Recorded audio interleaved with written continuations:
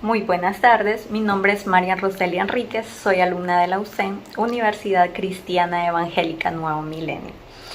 En la clase de Antropología Social hay muchos temas a destacar. Por ejemplo, el día de ahora les voy a hablar sobre la teoría clásica. La teoría clásica es una corriente de pensamiento de la administración que se desarrolló a principios del siglo XX.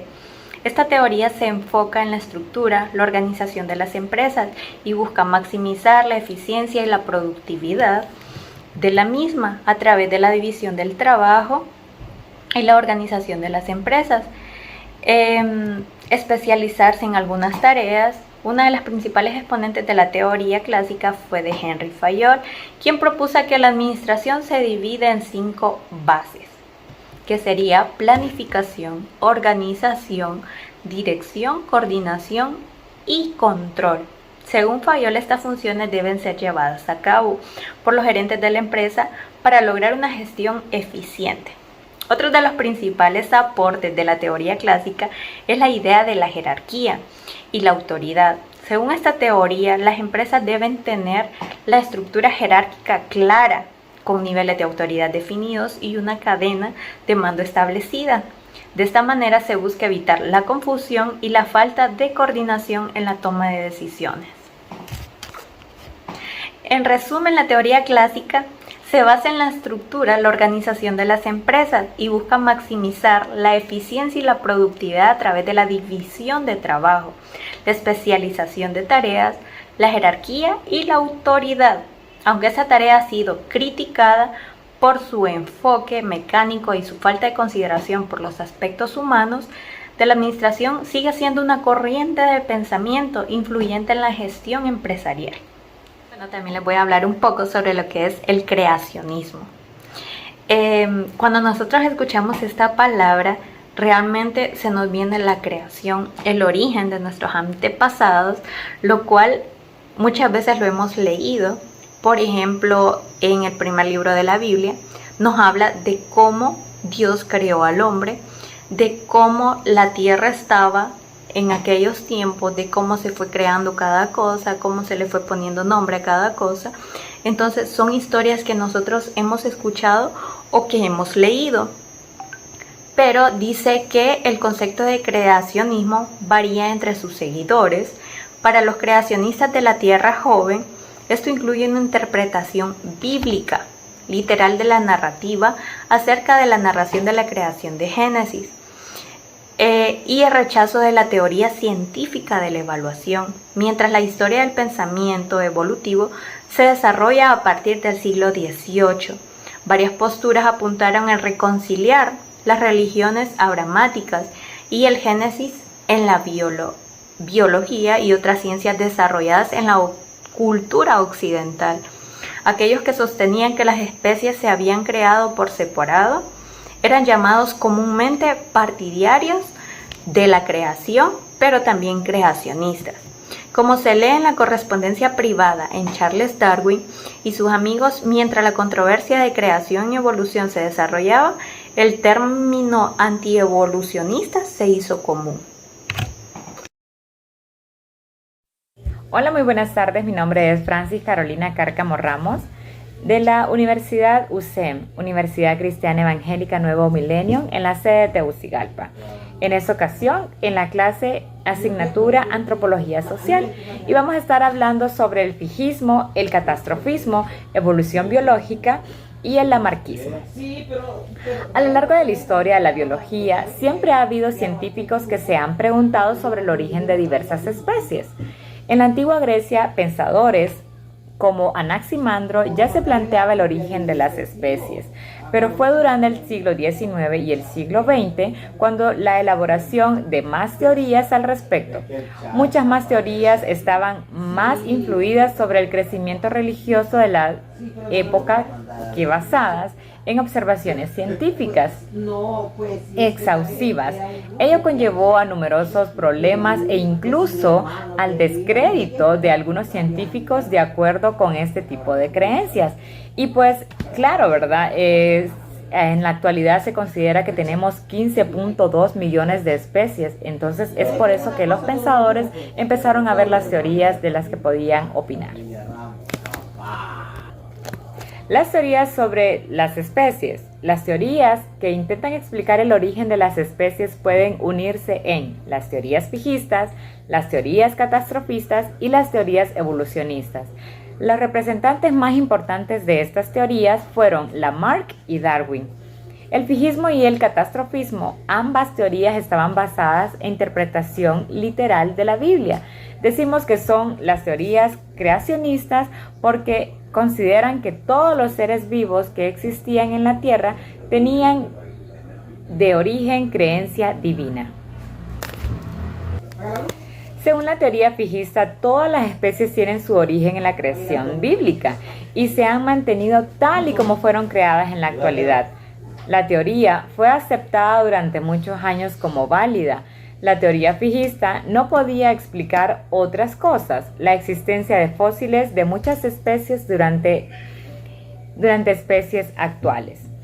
La teoría catastrofista, según la teoría catastrofista que fue creada por Cuvier, según las teorías, hubo extinción de algún tipo de especies que consideraron como las catástrofes descritas en la Biblia.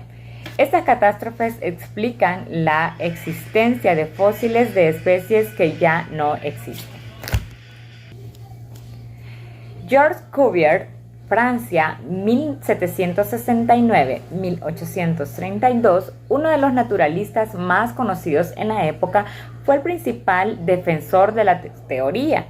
Según Cuvier, después de cada catástrofe, el espacio dejado a las especies extintas era ocupado por especies procedentes de otros lugares geográficos. Cuvier fue uno de los mayores defensores de del catastrofismo. Consideraba que los individuos de una especie decidían una u otras de antepasados comunes. Fue uno de los promulgadores de la idea del policreación. Según está postulado, cada cataclismo que ocurría en la Tierra eliminaba especies que habitaban hasta entonces y se producía la creación de nuevas especies. La teoría fijista defendía que las especies no cambiaban, sino que habían sido creadas tal como son en la actualidad.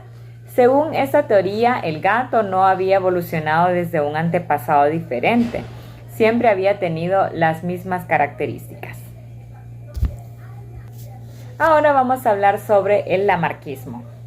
Esta teoría evolutiva se debe al filósofo y naturalista francés Jean-Baptiste de Lamarck.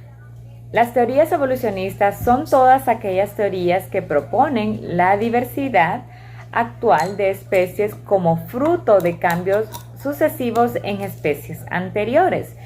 Jean de Lamarck anunció la teoría sobre la evolución en lo que defendía los cambios sucesivos de las especies. Fue la primera teoría evolucionista. El lamarquismo defiende que provienen de otras mediante cambios sucesivos. Se basa en 4 puntos principales. El primero, en todos los organismos existe un impulso que los lleva hacia perfeccionamiento. El segundo, los cambios en el ambiente también pueden necesidades de cambio en el organismo.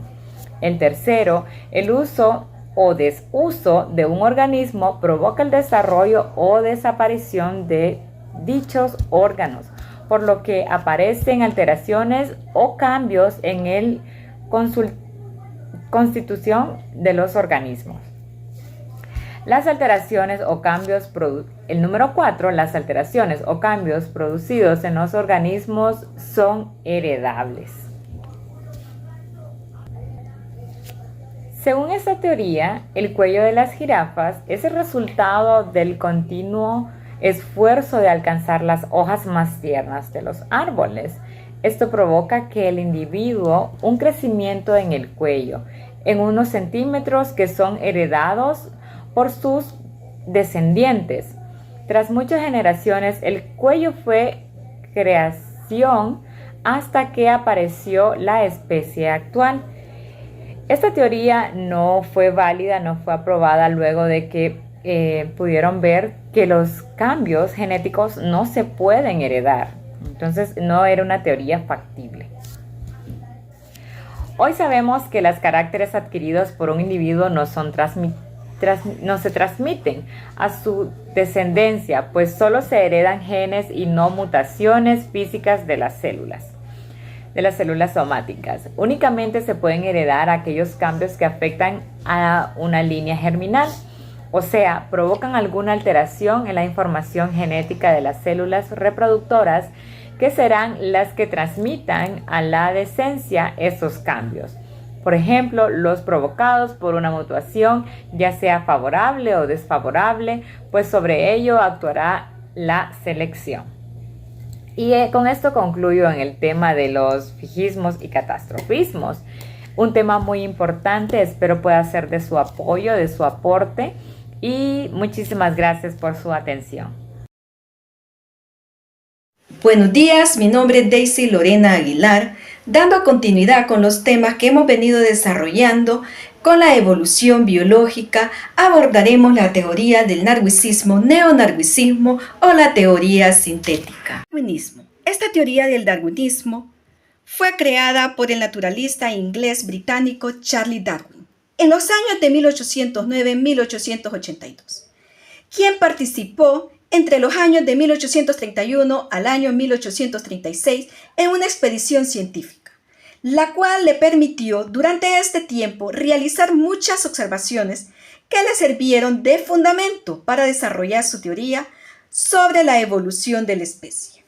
La teoría de Darwin es una teoría científica que explica el origen y la diversidad de la vida por medio de la evolución biológica por selección natural, la cual fue propuesta y desarrollada por Charles Darwin en el siglo XIX. Según esta teoría, las especies cambian a lo largo del tiempo, la cual dan origen a nuevas especies y comparten sus ancestros en común. Aquí en esta teoría podemos ver, ¿verdad?, la evolución de las especies, la cual ha permitido irse desarrollando en generación. En esta teoría de evaluación de Darwin existen tres fases, o podemos decir puntos claves, que es la elevada capacidad de reproducción. Dado que las especies tienen una elevada capacidad para reproducirse, lo que permite que éstas no aumenten indefinitivamente, debido a que el número de los individuos se debe a que los recursos alimenticios son limitados. ¿Qué pasa aquí? Aquí se da lo que es la transformación, lo que podemos llamar como un hecho comprobable, que las especies no son órdenes fijas e inmutables de la vida, sino que éstas van cambiando de manera gradual a lo largo del tiempo. La variabilidad de la descendencia. Los descendientes de los organismos son los que se reproducen sexualmente con distintos entre sí. Unos están adaptándose de acuerdo a las características del ambiente para poder desarrollar las funciones vitales. Aquí se da la adaptación de distintas especies de seres vivientes que hay o que hubieron para su reproducción del desempeño de vida, en adaptarse de acuerdo a las condiciones ambientales donde viven y están luchando para multiplicarse y poder tener una diversidad de vida. En la selección natural, cuando las condiciones medioambientales son adversas para los organismos, aquí es donde se establece la lucha de supervivencia.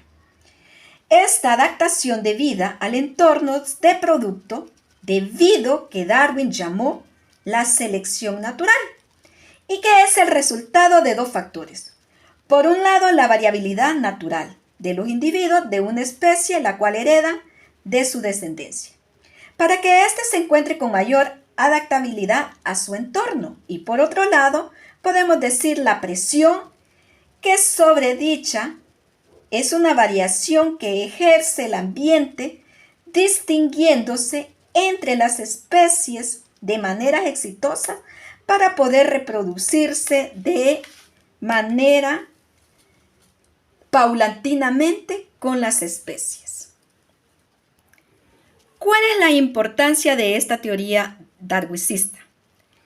Esta importancia de esta teoría fue el aporte científico revolucionario que sentó las bases para practicar todo lo que es la biología contemporánea. Asimismo, afectó otras ciencias e inclusive aquellas del campo del saber humanístico. Esta teoría fue acuñada por científicos sociales de inicios del siglo XX, la que dio origen al darwinismo social como una doctrina que aspiraba a pensar en el funcionamiento de las sociedades en términos de selección natural. El neodarwinismo o la teoría científica. Esta teoría se basa en la idea de los cambios evolutivos, las cuales se producen a través de la selección natural y la variabilidad genética.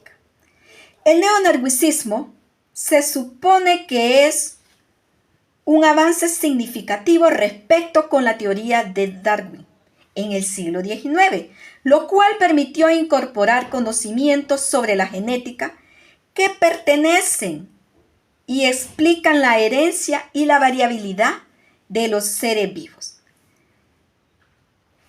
El neodarwinismo o la teoría sintética de la evolución es una teoría que combina la selección natural de Darwin con la genética de Mendel y otros avances científicos, la cual fue propuesta por varios autores que integraron los conocimientos de distintas áreas de la biología como la genética de poblaciones, la bioquímica y la paleontología. El neodarwinismo explica la evolución de las especies a partir de las variaciones genéticas y la adaptación del medio ambiente. Podemos observar de cómo ha venido evolucionando esta teoría. Paleontología, que esta es la ciencia encargada de estudiar los seres orgánicos desaparecidos a través de un análisis de los restos de los fósiles. La genética está vinculada también con la neodarwinismo y la sistemática. ¿Por qué?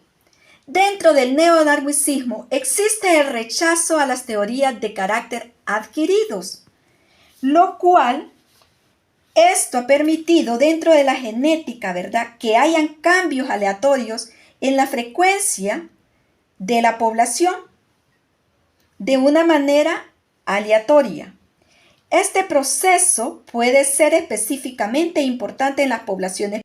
Dentro del neodarwinismo existe el rechazo a las teorías de carácter adquiridos, lo cual esto ha permitido dentro de la genética, ¿verdad?, que hayan cambios aleatorios en la frecuencia de la población de una manera aleatoria.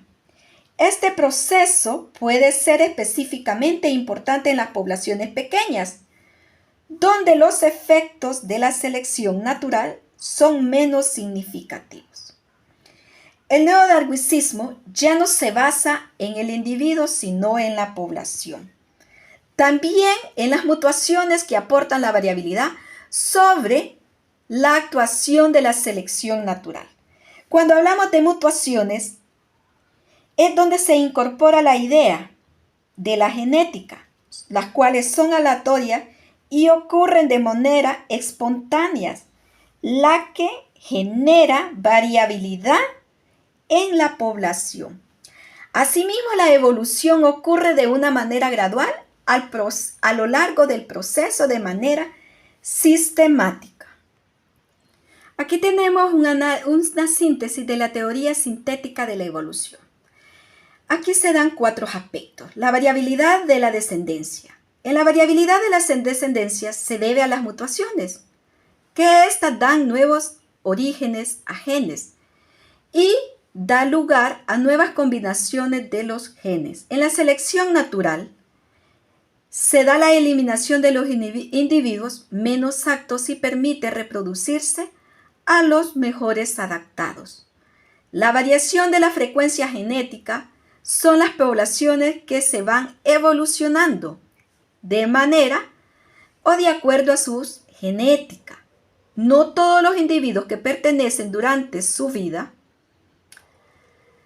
desarrollan o provocan la variación de la frecuencia genética, por lo que son las mutaciones derivadas genética, la selección natural y las migraciones. Y por último, podemos decir que existe el aislamiento geográfico. Para que una población dé lugar a una nueva especie, es necesario que se mantenga aislada. Muchas gracias por su atención. Pasen feliz día.